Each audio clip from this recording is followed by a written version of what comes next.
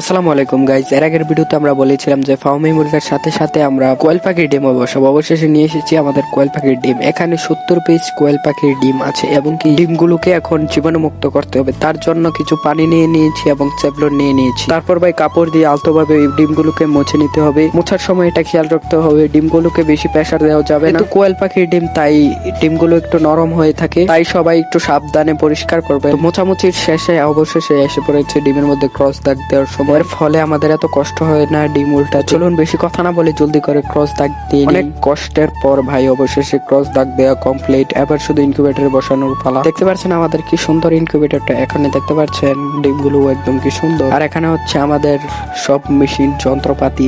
আর ভাই আর্দ্রতাও একদম পারফেক্ট আছে। অবশেষে বিসমিল্লাহ বলে দিয়ে দিলাম আমাদের ইনকিউবেটরের ডিমগুলো। সাজাতে ভাই এতটা সময় লেগেছে ভাই, জীবনটাই তছনছ হয়ে গেছে। আর ভাই দেখতে পাচ্ছেন শীতের সময় ভাই আর্দ্রতা কন্ট্রোল করা অনেক কঠিন। দেখতে পাচ্ছেন প্রথম দিন থেকে ভাই পানি দেওয়া লাগতে। অবশেষে আমাদের ইনকিউবেটর ডিম বসানো শেষ। দেখতে পাচ্ছেন কি সুন্দর লাগছে ভাই বাইরে থেকে দেখতে ডিমগুলোকে। দোয়া করবেন যাতে 90% এর উপর হ্যাচিং রেট পাই। ইনশাল্লাহ দেখা হবে অন্য কোনো ভিডিওতে।